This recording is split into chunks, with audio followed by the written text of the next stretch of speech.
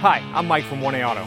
We've been selling auto parts for over 30 years. We're dedicated to delivering quality auto parts, expert customer service, fast and free shipping, all backed by our 100% satisfaction guarantee. So visit us at 1AAuto.com, your trusted source for quality auto parts. In this video, we're going to be working with our 2006 Ford Explorer. We're going to show you how to remove and replace your vehicle's sway bar link in the front. If you like this video, please click subscribe. We have a ton more information on this and many other vehicles, and if you need these parts for your car, you can follow the link down in the description over to 1AAuto.com. Here are the items you'll need for this repair.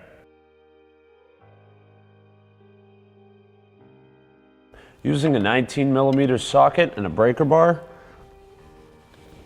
loosen the lug nuts on your tire.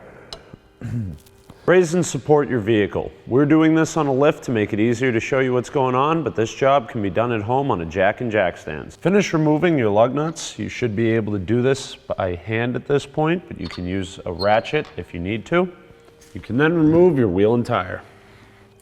It may be a good idea to apply some penetrating oil to whatever parts you're going to be working with. Put a 17mm wrench on the nut on the top side of your sway bar link and brace it against the frame of the vehicle. You can then use a 16mm socket and ratchet on the bottom to loosen it. The sway bar link on these vehicles is essentially a series of bushings and washers with a sleeve all held together by one long bolt, as opposed to being a one-piece unit like some other vehicles. You can see ours is pretty rough here because there's usually not this much slack. That's actually what your bushing is supposed to look like on all four pieces, one on each side. And you can see the old ones are worn down or cut there. Looks like they've actually fallen off over time. Once the nut's out, you can try to remove the bolt from the center of the sway bar link. This can be pretty difficult. So if it doesn't come out by hand, don't be afraid to get on there and give it a good hit with a hammer. The sway bar link will disassemble just like that when you pull it out. So just make sure you have all the old bushing material and all the old washers off of it.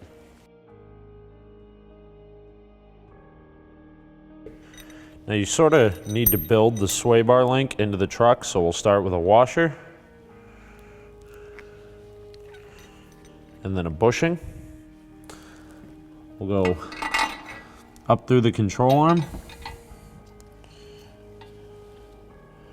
install a bushing with the tapered end down,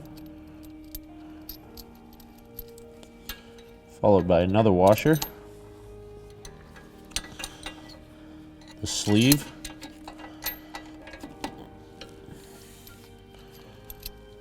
a washer with the cupped end facing up, the bushing with the tapered end facing up. We'll go through the sway bar, install another bushing. You may need to use a screw jack or floor jack to jack up the control arm to get enough slack on that bolt to install the sway bar link.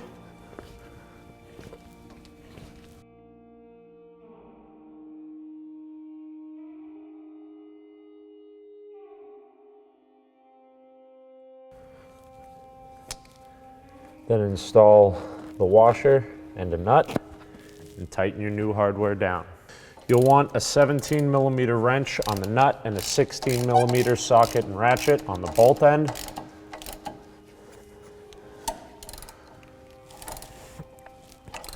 Just tighten that up until it compresses.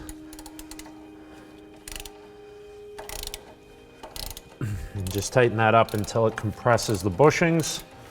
You know that everything's nice and tight. There's no slop in there to make any noise when you go over bumps.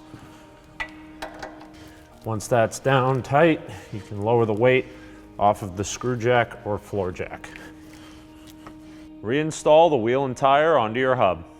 It's easiest to put a lug nut inside of the 19mm socket to start it onto the studs.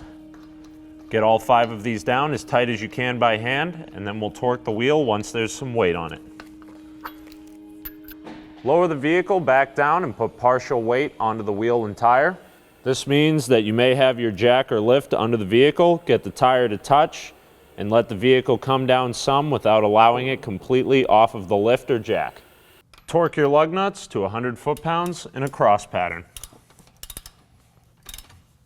Thanks for watching. Visit us at oneauto.com for quality auto parts, fast and free shipping, and the best customer service in the industry.